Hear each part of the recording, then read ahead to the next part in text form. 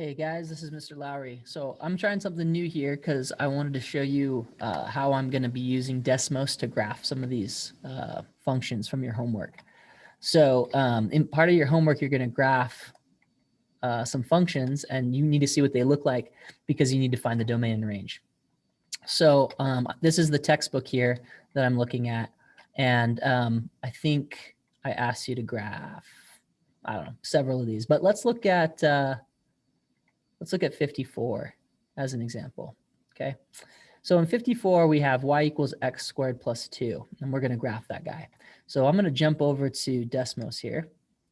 And this is just desmos.com, desmos.com. And then I'm just going to hit graphing calculator. And I can type the function into this section over here to see what the graph looks like. So it was y equals x squared. So I'm going to do x. Now, in order to do a squared, what you're going to do is you're going to go shift 6, and that gives you this little thing called a caret key. So it looks kind of like this. Oh, there we go. So that symbol is called the caret symbol, and it allows you to do a power. So notice that up here, I can now type in like a 2 there. Now, once you get that, you want to arrow out, use your cursor arrow to move out of the exponent because you don't want to keep typing up here in the exponent, okay? So you're going to come over and then you're going to hit plus. Let's just double check what it was, a plus 2, okay. All right, so here we have our function, okay? Now you can zoom in or zoom out. You can use these buttons to kind of zoom in and zoom out. And you can see what this guy looks like. And if you zoom way out, you'll see that it just kind of, it's U-shaped and it keeps getting steeper and steeper. But it also keeps getting wider as it goes, okay? So this shape is called a parabola. And we need to find the domain and range of it. Another thing you can do here is you can go over here to this wrench and you can hit settings. Move that out of the way. And you can, say your X minimum and your Y minimum and your Y maximum, and you can kind of change the way this looks. So usually I like to turn off the minor grid lines because those throw me off. And then I like to add a step of 1. And that's basically how your graph is going to be scaled. Okay, so let's see if that will actually. Might be too big. Okay, so let's go. There we go. If you zoom in, you can maybe see that a little bit better, that step a little bit better. So when I look at this graph, again, I want to look for like the max and the min, right? For X and for Y. So if I'm thinking, well, what's the smallest possible X value? Well, there is no smallest value because this graph keeps going to the left forever and ever and ever. So the smallest possible X value here is negative infinity.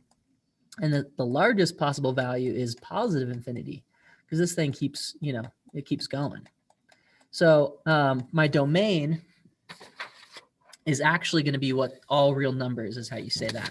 And I'm going to write it out for you and kind of show you the camera so you can see what it looks like. Okay, so there's a couple ways to write it. One way is you can say all real numbers. Another way is you can use interval notation. And I'll show you what that looks like. So see if you can see this. So I have, it's kind of blurry there, but it says domain is all real numbers.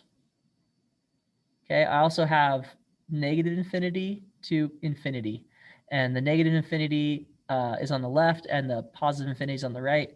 And then I have parentheses on both sides, okay? So when you do interval notation like this, you start with the lowest value, negative infinity, and then you put a comma and then you put the highest value, positive infinity. And then since we can't include infinities in our domain, we put parentheses. Sorry, that's a little bit blurry. This is like kind of the first attempt at trying something like this. Okay, so that's the domain. Now the range is a little bit different. So again, we want to think about maximums and minimums. This definitely has a minimum value, right? The minimum value here is 2. It's never going to get lower than 2. The maximum value, though, it doesn't really have one because this graph keeps going up and up and up and up and up and up and up and up and up forever, okay? So the minimum of the graph for the Y value is 2, and the maximum is infinity, basically. Okay, so there's a couple ways to write this.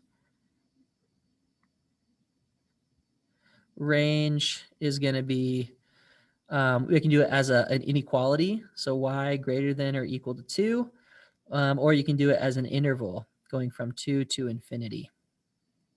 Okay, so I'm going to try something different here. Let me see if this works. Stand by.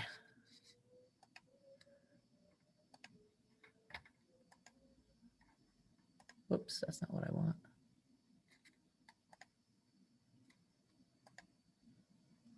Ah, cool. All right, so there's your range. Okay. Y is greater than 2 is one way to write it as an inequality. Anything bigger than 2 works, or 2 itself. This is how you do it in interval notation, right? So your lowest value is 2, and you're going to include 2, so bracket, and then your highest value is infinity, so parenthesis around the infinity, because we never include infinity in our domain and range. Okay, so there's the domain for you. Okay, all real numbers is one way to say it, or as an interval from negative infinity to infinity. So that's kind of what I would do for those other problems. So let's take a look at what we have. You got some linear ones here. This one's going to be a line. This is going to be another parabola. This is kind of a funky shape that you'll see. We got some horizontal lines here. Okay, so when you're looking at the domain and range, remember that if you're talking about the lowest possible y value to the highest possible y value, that would be range. Or for domain, it's the lowest possible, excuse me, I think I got that backwards. Excuse me. For domain, it's the lowest possible x or input to the highest possible x or input. For range, it's the lowest possible y to the highest possible y. Okay, so kind of check that out. And again, you had some examples back in the book that will kind of help you, figure out how to express those or how to write those. But that's kind of the idea there. So use Desmos, graph those functions out, make sure you write them, and that should give you kind of an idea on where the domain and range is. Okay. Thanks so much for watching. I'll see you guys back in class.